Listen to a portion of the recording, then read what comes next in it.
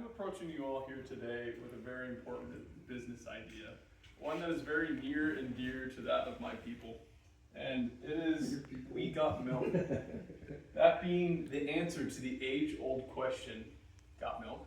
Now, I just have a general question for you guys. This is an interactive kind of presentation. What kind of things produce milk that we buy in the grocery store? Cows. Cows, goats, almonds, right? All these things produce milk. And so, I just have a follow-up question is, oh, sorry, that was a spoiler. We buy these kinds of things, but what is the general thing that produces milk? What do all these things have in common minus the almonds? Mammals. All mammals produce milk. So I'm here today to submit to you guys the idea of the untapped, unsaturated milk market, where we can be milking other animals in order to produce a more unique and satisfying milk experience. So let's just start off with the wallaby. The wallaby is a marsupial, a subcategory of the mammal species, however very important in its milk nutrient density. So the wallaby actually has the highest concentration of sugar at 14%. It is easier to corral compared to the other kinds of kangaroos, meaning that it's easier to breed and to milk. And this will allow for the reason why this specific animal is important, because it allows for an easy organic access to pre-workout energy. Let me paint a picture for you. Early in the morning, it may be a little bit difficult for you to get up and start trying to do something, to get the energy and the necessary motivation to continue moving forward. What I'm suggesting, instead of having some kind of artificial thing or coffee or something to get the pep in your step, is to have a nice organic milk-based product. Because with the 14% sugar, that's going to give your body enough kick to jumpstart your day, or even a good pre-workout energy drink. Keep her in mind, the wallaby. Keep it in mind. Next, we're going to talk. We're going to talk about our daily nutrients. So, everyone knows that we need to get our essential vitamins every single day, and a lot of the times this comes through pills. No one really wants to take pills. No. Pills are so lame. So what if I said to you, instead of taking a pill every day to meet your essential daily nutrients, you could drink milk? Have some Yeah. Grizzly bear milk.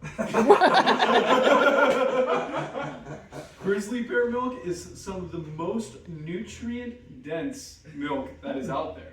Rivaled only by buffalo milk. Is that like the sea bear? The sea bears mammals. Unfortunately, we have too many circles in our business logo, so they don't come towards us. So let's just dive a little bit deeper, though, into these two animals. Oh, that was the wrong way. What's going on? You're going backwards. Yeah. There we go. So, according to grizzlybearmilk.com, a website run by two rednecks, it shows that my boy the grizzly has the most nutrient-dense milk. However, a government document paid for by the National State Park Union Address says that buffalo milk is the richest source of essential minerals in comparison with the milk of any other source. So now we just have to ask ourselves, who do we trust more with these sources? Do we trust the two rednecks who have been doing this their whole lives and have even made a cheese out of the bear milk? What? Or do we trust the government? So, personally, I lean one way, but as my future shareholders, what is it that you guys think? Do we trust the rednecks or do we trust the government? I want to know who milks the grizzly. So that is a great question. So I've actually looked into this and how we would do this for our company. The answer is we do it while they're hibernating. We just go in while they're sleeping, milk them a little bit, and then get out of there before our interns wake them up. Because I'm not milking it.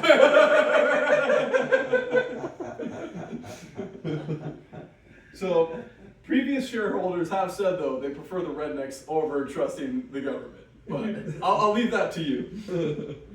So, what about when you're on the cut? Being on the cut is a very famous physical thing when you're working out. When you bulk up, you gain weight. When you cut, you shed that weight to look more toned. And so, certain milks help with the bulk, certain milks can help with the cut. Jackalopes. Jackalopes are the perfect animal to help with the cut. The reason being, the high protein content, which is about 14%. Citing another study, it is a high percentage of protein, significantly more than other common milk types like that of cows or goats. This also means it's going to be low in fat. Rabbits are easy to breed. Yes, Nana? The little sweet Bugs Bunny. sitting there. How are you gonna milk those? So, the way I suggest to milk them is we wring them out like towels.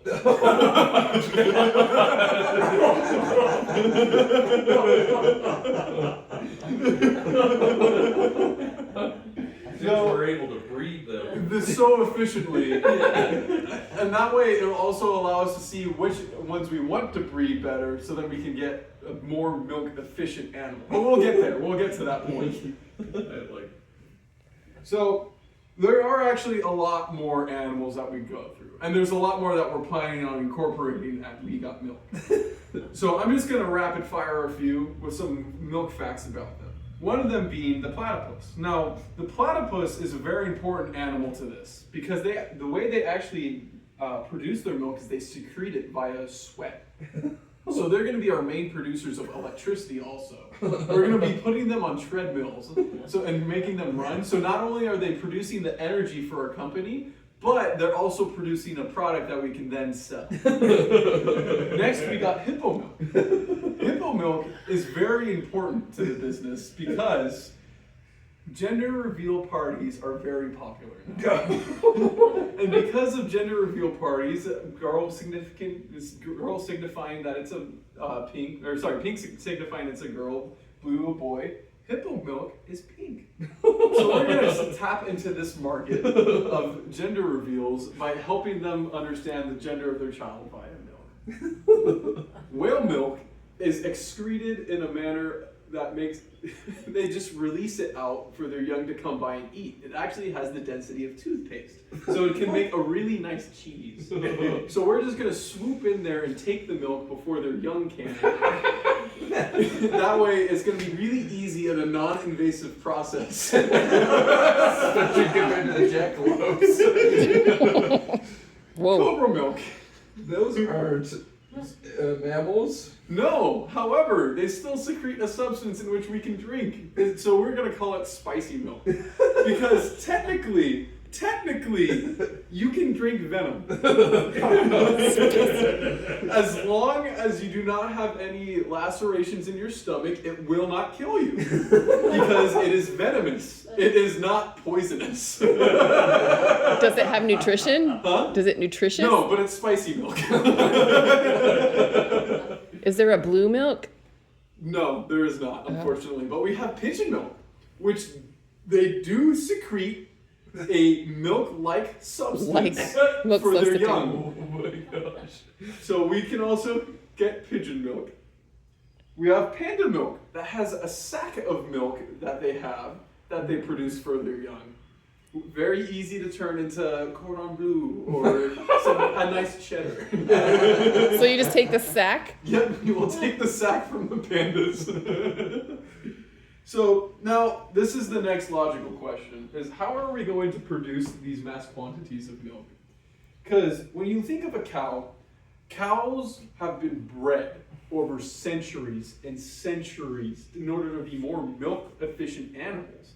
And so much so that certain milk cows need to be milked 2 to 3 times a day, otherwise they undergo very, very physically straining or they have a lot of physical strain because of their inability to release all that milk. So the question is, how are we going to do this with other animals?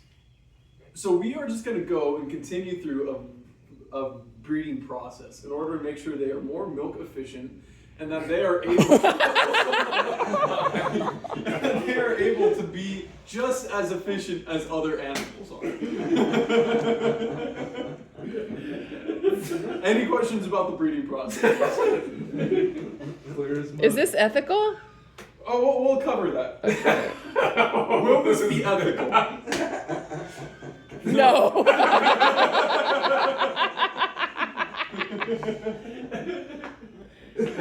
Because the questionability of whether or not this is ethical or not, we will not be based in the United States, Canada, or any other first world country.